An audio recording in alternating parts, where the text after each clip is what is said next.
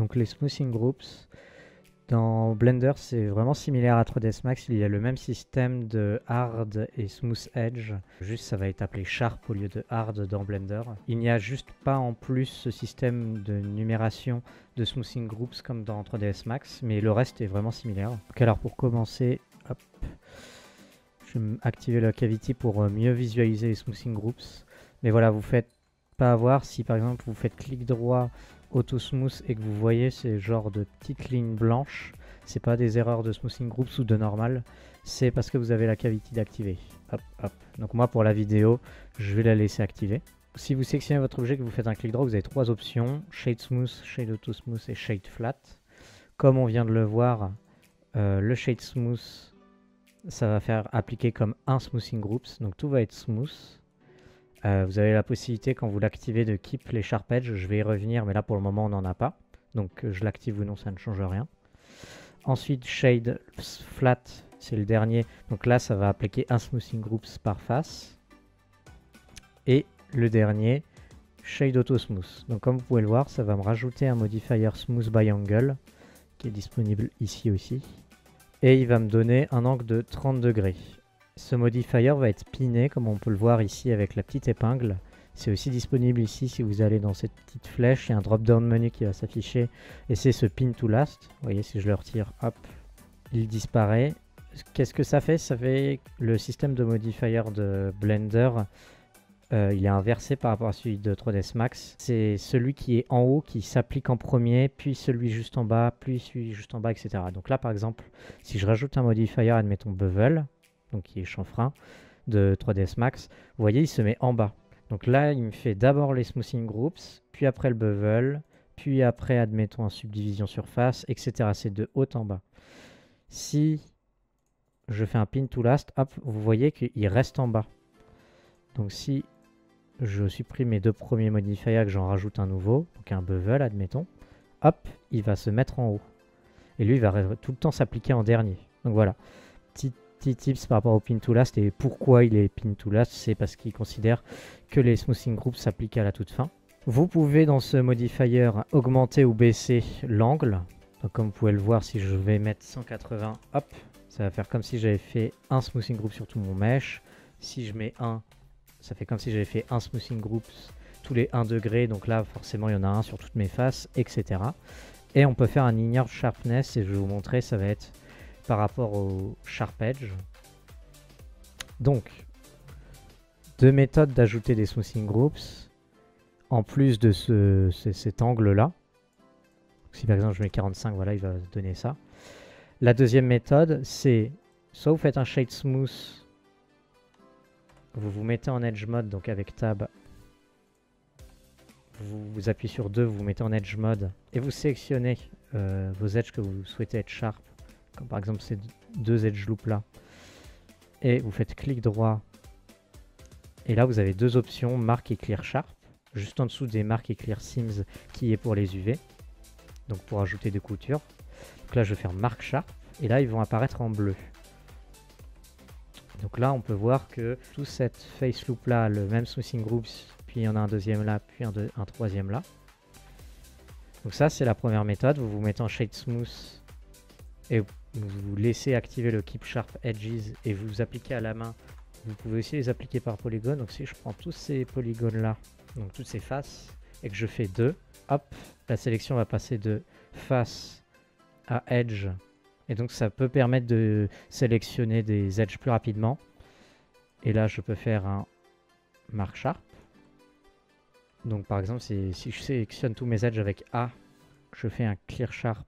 J'aurais pu faire ça pour les deux faces du dessus, sélectionner les deux faces, faire 2, clic droit, mark sharp. Donc là je vais tout retirer, clear sharp. Deuxième méthode, c'est d'activer le shade smooth, de le mettre à 180, histoire de re-avoir un seul smoothing groups, et de faire la même chose après l'auto smooth, c'est-à-dire je prends mes deux faces, clic droit, je me mets en edge mode avant, pardon, clic droit et mark sharp. Et bien sûr, veillez à ne pas cocher ceci, sinon ignore sharpness, ça va ignorer les sharp edges qui sont en bleu. Tac. Et après, une fois que c'est fait, vous pouvez toujours faire un apply ici. À savoir que sur Blender 3.6, en tout cas avant la 4.0, vous aviez l'option d'AutoSmooth présent dans Data ici, et vous aviez ce panneau normal. Vous pouviez activer l'AutoSmooth et gérer dans ce panneau-là l'angle des smoothing groups de votre objet. Alors là, ça marche pas parce qu'il est en shade flat. Donc soit vous mettez en shade smooth, soit en shade AutoSmooth, et après vous pouvez gérer ça comme vous voulez. Si je me mets en shade smooth, je peux aussi activer l'AutoSmooth après coup et là le tweaker. Mais comme vous pouvez le voir dans la 4.2, en tout cas, dans le panneau data ici, il n'y a pas de petit panneau normal. Ça va être grâce au shade AutoSmooth et au modifier qui va s'appliquer ici. Voilà, c'est un petit peu différent. Et dernière méthode pour faire...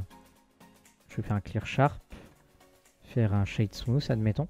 Dernière méthode pour appliquer vos sharp edge sur votre modèle, c'est de faire un shade AutoSmooth et de l'appliquer. Pourquoi? Parce que là, le shade AutoSmooth est en modifier. Donc quand je suis en edit mode, on ne voit pas les edges en bleu, on ne voit pas les sharp edge. Si je l'applique, hop, ils vont apparaître. Donc ça peut être une bonne idée de d'abord appliquer votre modifier pour voir vos sharp edge présents et ensuite en rajouter, par exemple ici et là, clic droit, marque sharp. À savoir aussi que vous pouvez appliquer vos sharp edge donc grâce à l'AutoSmooth par angle, mais vous pouvez aussi les appliquer par UV d'Island, donc grâce à vos UV. Donc je vais faire un clic droit et clear sharp. Hop. Là j'ai qu'un smoothing groups. Donc vous pouvez aller dans UV editing. Là vous pouvez voir mon objet est déjà wrappé. Vous pouvez très bien aller dans UV et Sims from Island.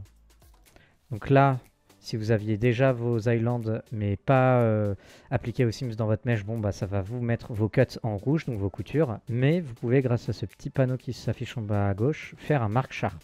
Et voilà.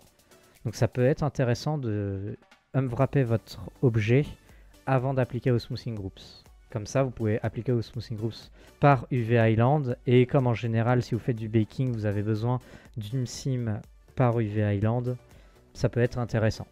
Ou au pire, auquel cas, si vous n'avez pas besoin d'un sharp edge par sim, vous pouvez très bien l'appliquer quand même et après faire du clean à la main.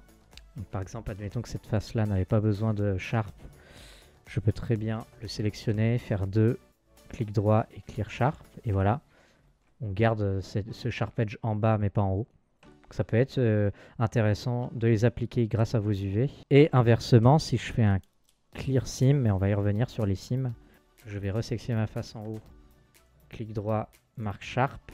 Et inversement, vous pouvez faire vos UV grâce à vos sharp edge. Donc pour ceux qui préfèrent faire leurs smoothing groups avant de faire leurs UV, ce qui était quelque chose de très intéressant dans 3ds Max grâce au système de numération, vous pouvez par exemple, toujours en edit mode, vous mettre en mode edge grâce à 2. Vous pouvez aller dans select, similar, et là vous avez les deux options, soit par sim, soit par sharpness.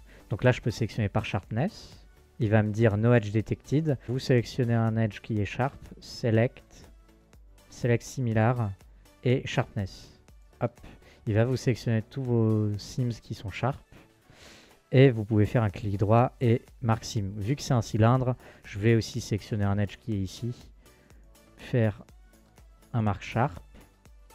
Sélectionner, admettons, un edge sharp et recommencer l'opération similar, sharpness. Et voilà, vous voyez, il me sélectionne tous mes sharp edge. Et donc à partir de là, je peux faire un clic droit et marque sims. Et après, je peux me wrapper mon objet. Donc dans les deux sens, c'est possible. Et dans ce même clear sharp, dans ce même panneau, si je fais la même chose, je sélectionne. Donc là, j'ai enlevé tous mes sharp edge et je n'ai qu'un smoothing groups. Si je sélectionne une sim, je fais select, similar et sim. Hop, il va me sélectionner toutes mes edges qui ont une couture. Je peux faire clic droit et marque sharp. Voilà, c'est une chose qui est bien, ça marche dans les deux sens, soit par sim, soit par sharpness. Et en plus, on peut le faire ici si vous avez déjà wrappé votre objet, sélectionner tous les islands et faire un UV et sim from island et après cocher marque sharp pour faire un sharp edge par UV island.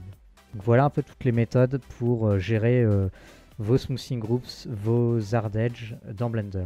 C'est vraiment la même chose que dans 3ds Max. Là où 3ds Max est un peu mieux dans le sens où il y avait les smoothing groups, donc que vous connaissez sûrement ici, mais ce système de hard et smooth c'est la même chose, il y avait le même dans 3ds Max. Vous voyez, si vous allez ici, si je prends tout, alors moi je me mets tout le temps hard selected et smooth selected, parce que sinon bah si je remets celui de base ça va être hard tout ou smooth tout l'objet quoi.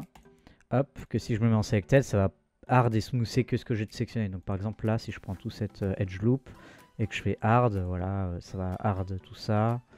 Si je prends tout et que je prends cette edge loop là, hop, enfin ce poly loop là, voilà, c'est vraiment la même chose, le hard et smooth, c'est juste que 3ds Max a en plus ce système de numéros par rapport aux smoothing groups, qui est vraiment très pratique, qui peut être utilisé pour faire des groupes de sélection. Hop, lui c'est le smoothing groups 22. Je peux aussi en faire un là, je vais appeler ça poly loop 22, peu importe. Et je peux retourner dessus, le sélectionner, et ce smoothing groups là peut après me servir dans mon lumwrap si je fais de lumwrap par smoothing groups. Voilà, ici select by smoothing groups, et donc ça peut me permettre de faire des groupes de sélection préfaits avec mes smoothing groups, donc ça peut être pratique pour l'unwrap mais aussi pour le modeling. Là j'ai montré pour l'unwrap, mais ce groupe là que j'ai créé tout à l'heure, hop, si je retourne là et qui est présent ici, c'est hors smoothing group, c'est juste des presets de sélection.